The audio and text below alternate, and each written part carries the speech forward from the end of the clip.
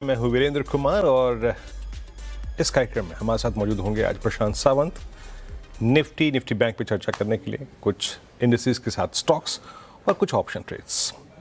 अमूमन इस कार्यक्रम में मैं बात करता हूँ निफ्टी की, निफ्टी बैंक की, निफ्टी आईटी की, स्टॉक्स की, लेकिन आज मैं थोड़ा सा विषय को चेंज करूँगा। आपको याद होगा जब कल अनुज और मैं क्लोजिंग कर रहे थे तो एक नंबर आया था एशियन पेंट्स, और यकीन मानिए उस 2660 के भाव को क्या वेल कैप्चर किया था कल हमने उस तेज़ी को, बहुत शानदार तरीके से 2660, 2760, 2830 का हाई लगाया। और आज सीएनबीसी आवाज़ पे सुबह भी आपको बोला गया था कि नहीं, अभी तो जो क्रीम है बाकी है। लुक एट एशियन पेंट्स 4% ऊपर 2870 पे। और हमने कल प्रॉमिस किया था आपसे कि एशियन पेंट्स की जो तस्वीर बदली है एक बीते, मतलब अगर आप देखें ऑलमोस्ट साल सवा साल के बाद कंपिटिटिव एनवायरनमेंट बहुत अगर आप देखें चरम पे था, एक नया प्लेयर आया था, बट यकीन मानिए इस स्टॉक ने इस पूरी ट्रेजेक्ट्री को चेंज कर दिया। थैंक्स टू नंबर्स, क्या मार्जिन्स थे और क्या वॉल्यूम्स के फिगर थे। और मैंने आपको वादा किया था कि हम सीएनबीसी आवाज़ पे आपको इस मैनेजमेंट से खास बातचीत ज़रूर सुनवाएंगे। और इसी क्रम में चलिए अब बातचीत करते हैं। हमारे साथ सिंघली साहब मौजूद हैं और Shri Amit Singhle, MD and CEO Asian Paints के। सर नमस्कार, कार्यक्रम में स्वागत है। और सबसे पहले तो आपको बहुत बहुत शुभकामनाएं, बहुत अच्छे नंबर्स रहे इस क्वार्टर के। यकीन मानिए जब नंबर्स आ रहे थे ना तो हम सब आई थिंक उससे पहले थोड़े से स्केप्टिकल थे, क्या करेंगे आप इस बार, क्या नहीं करेंगे। बट सही मायने में आपने वॉल्यूम्स के फ्रंट पे, आपने मार्जिन्स के फ्रंट पे एक बहुत ही अच्छा सरप्राइज दिया सर। कुल मिला के थोड़ा सा मैं जानना चाहूँगा अब एनवायरनमेंट है कैसा, क्या वो डस्ट कुछ नए प्लेयर्स के आने के बाद जो उठी थी वो सेटल हो गई है, अब यहाँ से आगे के लिए आउटलुक क्या है आपका? तो देखिए, जैसे ओवरऑल हम क्वार्टर देख रहे हैं, डिमांड कंडीशंस काफ़ी स्लो रहे हैं। ओवरऑल जो मॉनसून्स का प्रहार है वो भी काफ़ी स्ट्रांग रहा, जिसकी वजह से ओवरऑल जो पेंट का बिजनेस है, मैं समझूंगा कि जो इंडस्ट्री ग्रोथ है वो काफ़ी बिनाइन रही ओवरऑल टू दैट एक्सटेंट। ये सब देखते हुए कॉम्पिटिटिव इंटेंसिटी काफ़ी तेज़ है और काफ़ी तेज़ रहेगी भी, मेरा ये अनुमान है आने वाले क्वार्टर्स में। जो एग्जिस्टिंग प्लेयर्स हैं, नए प्लेयर्स हैं, सबका ये अनुमान है और कोशिश है कि वो मार्केट में ज़्यादा से ज़्यादा काम करें। तो मैं समझता हूँ कि ये जो एक चीज़ है ऑफ कंपटीशन, ये इंडस्ट्री को अभी we will have to live with this as we kind of go forward, क्योंकि जब तक डिमांड कंडीशंस बहुत ही बेहतरीन नहीं हो जाते, इस तरह का ओवरऑल मार्केट रहेगा जिसमें कि जो इंटेंसिटी है कंपटीशन की वो ऑलवेज ज़्यादा रहेगी। अच्छा सर, जब हम वॉल्यूम्स को देख रहे थे और वॉल्यूम्स को देखते देखते हम स्लाइटली सरप्राइज थे कि आपने प्राइस को सरेंडर नहीं किया, प्राइस आपने फर्म ही रखी क्योंकि आपके मार्जिन्स बहुत स्ट्रॉन्ग थे इस क्वार्टर में। अब क्योंकि क्रूड भी थोड़ा सा अगर आप देखें रिट्रेस हुआ है, दैट आई मीन आपके फेवर में जाएगा, ये मार्जिन्स की पिक्चर जो बेटर हुई है पहले से और कितना बेटर हो गया, स्पेशली कंसिडर द फैक्ट कि क्रूड अब आपके फेवर में है। अगले 1-2 क्वार्टर्स के लिए मार्जिन्स का आपका आउटलुक क्या रहेगा? जैसे आपने देखा कि इस क्वार्टर में मार्जिन्स काफ़ी अच्छे रहे हैं। अगर स्टैंड अलोन बिजनेस को देखें तो 18.5% का जो ओवरऑल मार्जिन आया है, ओवरऑल 230 बीपीएस पॉइंट्स का इंक्रीज है उसमें। और अगर कंसोलिडेटेड बिजनेस देखें उसमें भी जो पीबीडीआईटी मार्जिन्स हैं 17.7 हैं। ग्रॉस मार्जिन्स में भी हमने बढ़ोतरी देखी है, both from quarter on quarter and the previous quarter. So I think overall margins काफ़ी बेहतरीन रहे हैं। अगर हम देखें जो रॉ मटेरियल प्राइसेस है वो डिफ्लेशन हमने देखा इस क्वार्टर में लगभग 1.6% का, और आने वाले क्वार्टर में भी अनुमान है कि लगभग कोई इंक्रीज नहीं देखने को मिलेगा ओवरऑल इन रॉ मटेरियल प्राइसेस। तो हम समझ रहे हैं कि ये काफ़ी एक स्टेबल रहेगी पोजीशन। ऑब्वियसली कुछ अगर जियोपॉलिटिकल में होता है तो उसकी वजह से उतार चढ़ाव हो सकता है, बट अनुमान यही है कि स्टेबिलिटी रहना चाहिए। और उसको देखते हुए हम समझते हैं कि स्टेबिलिटी ऑफ प्राइसेस भी रहेगा, स्टेबिलिटी ऑफ स्ट्रैटेजीज भी रहेगा मार्केट में। तो ये एक मैं समझूंगा कि अच्छा दौर है जिसमें overall from a point of view of raw material हमें देखने को ये रहेगा कि हम अपने ओवरऑल जो मार्जिन्स हैं रिटेन कर सकें। तो आप मानते हैं कि ये मोमेंटम परसिस्ट करेगा एंड वर्सेस H1 अगर मैं पूछूं कि H2 की पिक्चर क्या होगी, क्योंकि थोड़ा कंपेटिटिव एनवायरनमेंट थोड़ा सुधर रहा है, मतलब ठीक हो रहा है, सॉफ्टनेस आ रही है और क्रूड आपके फेवर में है, तो H2 के लिए आपका आउटलुक क्या रहेगा सर? तो तो अगर ये देखें कि ये जो सारा हमने आज Q2 में जो डिलीवरी किया है, ये काफ़ी एक इंटरनल हमारी स्ट्रैटेजी रही है, जिसमें हमने एग्जीक्यूशन पे काफ़ी दारोमदार रखा है। ओवरऑल अगर आप देखें, मार्केटिंग एफर्ट काफ़ी बेहतरीन रहा है, जिसमें हमने ब्रांड के ऊपर काफ़ी स्पेंडिंग करी है, काफ़ी रीजनलाइजेशन इनिशिएटिव्स लिए हैं, जिसमें काफ़ी रीजन में माइक्रो मार्केटिंग हमने अपनी एक स्ट्रैटेजी रखी है, जो कि हमने आगे बढ़ाई है।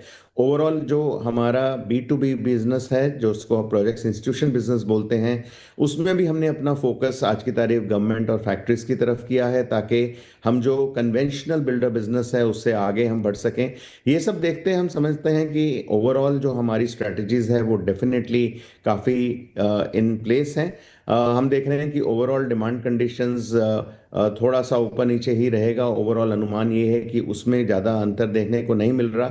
हालांकि मानसून अच्छे रहे हैं, वेडिंग सीजन चल रहा है to that extent, but we think that आने वाले टाइम में we would be able to kind of restrict saying कि हम mid value growths, mid digit में वैल्यू ग्रोथ्स और थोड़ा सा हायर वॉल्यूम ग्रोथ्स पे हम काम कर सकें। चलिए सिंघवी साहब, बहुत बहुत शुक्रिया। समय का अभाव है, वरना ये चर्चा आपसे थोड़ा सा और खींचने के मैं मूड में था। बहुत बहुत शुक्रिया सर, आप कार्यक्रम में शामिल हुए और सभी प्रश्नों के उत्तर दिए आपने। And best of luck for next quarter sir, from entire CNBC आवाज़ टीम में। बहुत बहुत शुक्रिया आपका। निफ्टी आपकी स्क्रीन पे डे हाई पर लौटते हैं बाजार पर। निफ्टी करीब करीब 25,970 पे दिन के सर्वोच्च तौर पे कारोबार कर रहा है। निफ्टी बैंक आपकी स्क्रीन पे 50,856 डे हाई पर ऑल टाइम हाई पे ट्रेड कर रहा है। और क्या खूबसूरती से आज इसने पूरे के पूरे डेटा के अनुसार अगर आप देखें एक्ट किया है। लेके आइए निफ्टी। देखिए आज सुबह हम क्या बात कर रहे थे, हमने कल मोमेंटम को कैप्चर किया। इवन आप एक गैप अप पे बाय करते तो भी मोमेंटम मिला आपको, 9-10 मिला आपको। कल के स्टैट्स में चीज़ ये थी कि 26,000 पे कॉल राइटर्स थे और सबसे स्ट्रॉन्ग पुट राइटिंग हुई थी 25,800 पे।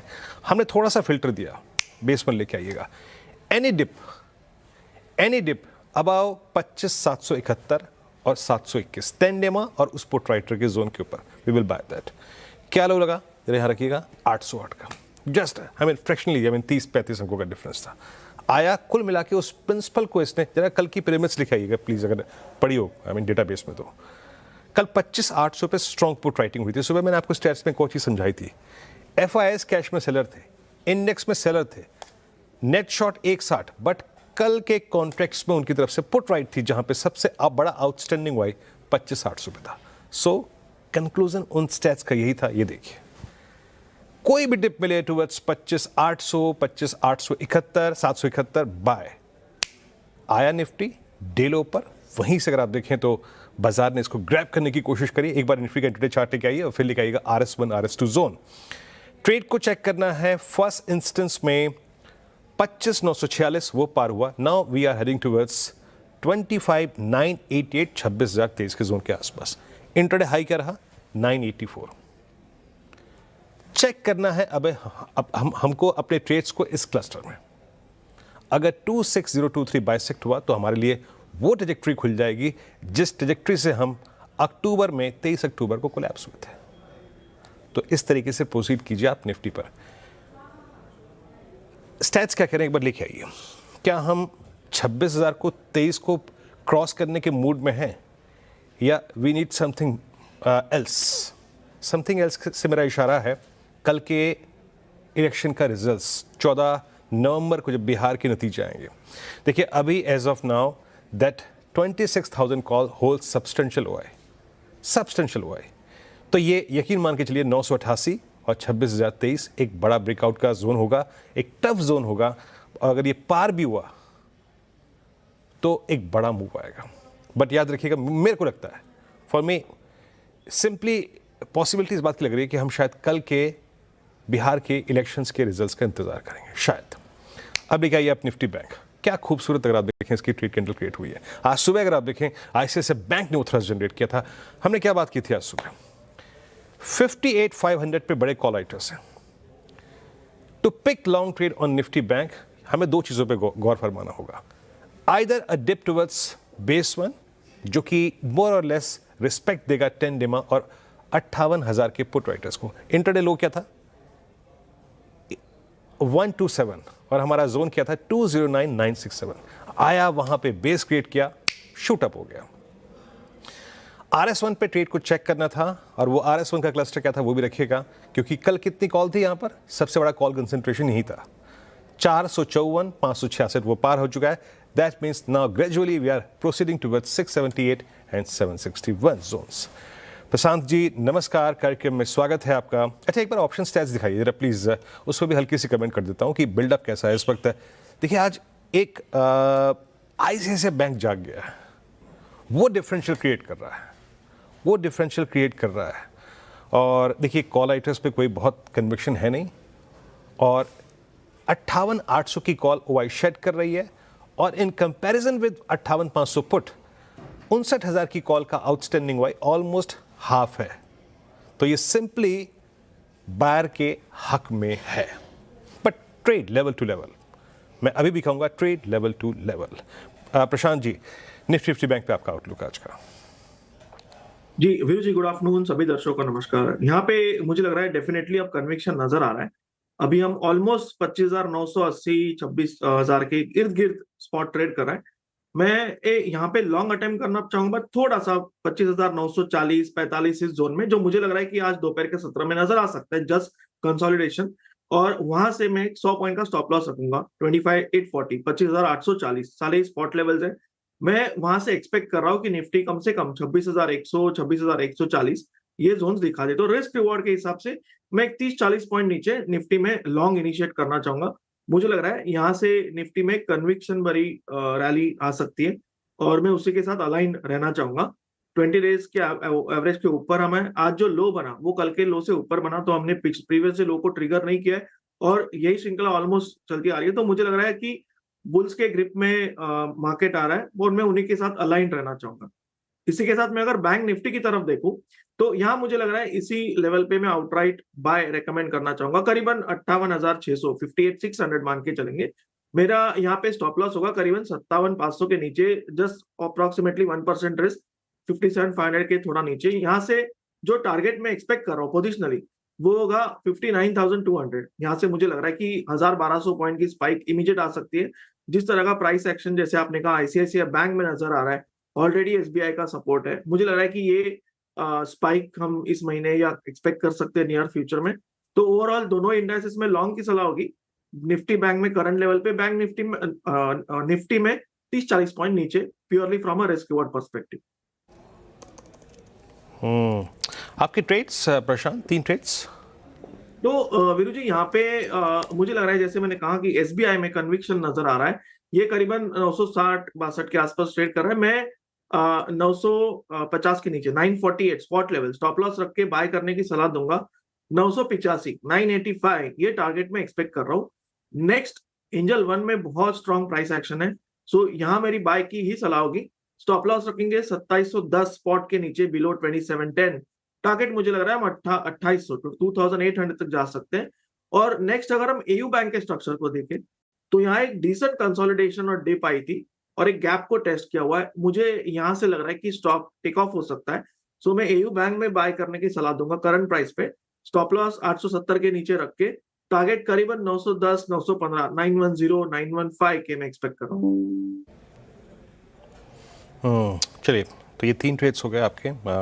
शानदार मूव यहाँ पे हम देखे थे SBI में AU स्मॉल फाइनेंस बैंक में भी, और एक हो गया एंजल 1 और ये कैपिटल मार्केट। अच्छा, एक बोली कहिए जरा, उस सुबह हमारी बात हुई थी ना, एक बार बोली कहिए MCX। आज आप जब सुबह गोल्ड सिल्वर के टिक्स आ रहे थे ना, गोल्ड सिल्वर के टिक्स, उसी वक्त ये प्रूव हो गया था कि जनाब ये स्टॉक फटेगा आज। Look at MCX at all time high, अपने करियर हाई पे ट्रेड करता हुआ 9696, गजब का मूव यहाँ पे। इस पे आपका आउटलुक क्या है? जिस प्रकार की पुट राइटिंग है प्रशांत, और जिस प्रकार का OI शेड हो रहा है हाई स्ट्राइक्स का, क्या लग रहा है? इसके लिए 98-1900 का जोन खुल गया, क्योंकि मैं आपसे ये प्रश्न इसलिए पूछ रहा हूँ, लास्ट टाइम आपने जब रिकमेंड किया था ये 8200 से 9000 का सफर तय किया था इसने, है ना? मुझे याद अच्छी तरीके से, ये चीज़ें हम याद रखते हैं। अब क्या लग रहा है, क्या हाई स्ट्राइक्स पर आउटलुक क्या है आपका? जी Veeru, thank you for the memory, definitely. और ये हमने 12 बजे के शो में ही डिस्कस किया था आपके साथ। तो मुझे लग रहा है कि MCX की एक खासियत है, ये जब टेक ऑफ होता है रेंज ब्रेकआउट करके, तो ये कम से कम 4 से 5% मुंह देता है। मैं अभी भी वो एक्सपेक्ट कर रहा हूँ, तो मैं सिर्फ अलाइन रहना चाहूंगा और रिस्क रखूंगा 1% की। करीबन हम मान के चलेंगे ऑलमोस्ट 9,570-80 के आसपास स्टॉप लॉस रख के, और पोजिशनली मुझे लग रहा है कि हम 10,000 तक तो आ ही सकते हैं ओवरऑल, और अगर वो सस्टेन करे तो 10,200 के लेवल भी नजर आ सकते हैं। प्रशांत जी, किसी कहने वाले ने कहा है कि याद है तो आबाद है, भूल गया तो बर्बाद है। तो अच्छी बातों को याद रखना चाहिए। एक ब्रेक के बाद बात करेंगे थोड़ा टेलीकॉम सेक्टर पर। हाजिर होते हैं।